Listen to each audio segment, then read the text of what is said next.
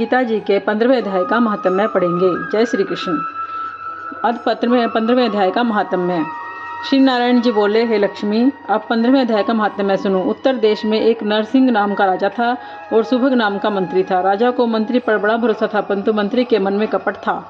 मंत्री चाहता था कि राजा को मार कर वह राज्य मैं ही करूंगा।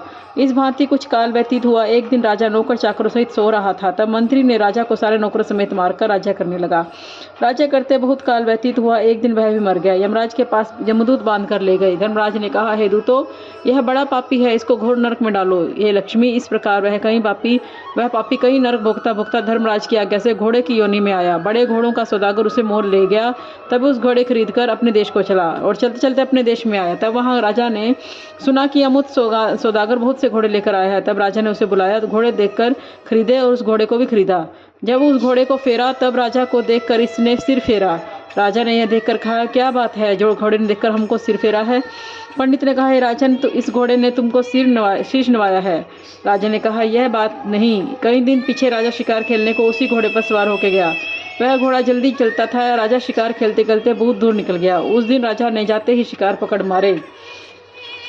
राजा बहुत प्रसन्न हुआ। दोपहर हो गई। राजा को तृष्णा लगी। वन में एक कुटिया देखी। वहां राजा उतरा तो घोड़ा वृक्ष से बांधकर कुटिया में गया। देखा तो साधु अपने पुत्र को गीता के 15वें अध्याय का पाठ सिखा रहा है। वृक्ष के पत्ते पर श्लोक लिखा दिखा और बालक को कहा, खेलते फिरो और इसको कंठस्थ भी करो। जिस वृक्ष से राजा ने घोड़ा बांधा था, उसी वृक्ष के पत्ते पर गीता जी के श्लोक लिखा था। वह बालक पत्ता लेकर खेले भी और पढ़े भी। उस पत्ते को घोड़े ने देखा, तत्काल उसकी देही छूट गई। देवदही पाए, स्वर्ग से विमान आए, जिस पर बैठकर वैकुंठ को चला गया। इतने में राजा पानी पीकर बाहर आए तो देखा घोड़ा मरा पड़ा है। राजा चिंतित होकर बोला, यह घोड़ा किसने मारा, इसे क्या हुआ?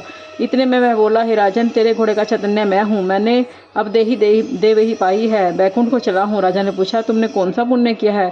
उसने कहा, हे राजन, यह बात ऋषिवर से पूछो। राजा ने मुनीश्वर से पूछा। मुनीश्वर ने कहा, हे राजन, गीता जी का श्लोक लिखा हुआ पत्ता इसके आगे पड़ा है। घोड़े ने अक्षर देखे हैं, इसी कारण इस घोड़े की गति हुई। राजा ने पूछा, पीछे घोड़ा कौन था? घोड़े के सिर फेरने की बात भी राजा ने कही। मुनीश्वर ने कहा, हे राजन, पिछले जन्म में तू राजा था, यह तेरा मंत्री था। यह तुमको मारकर राज्य करता रहा, पर फिर राजा हुआ।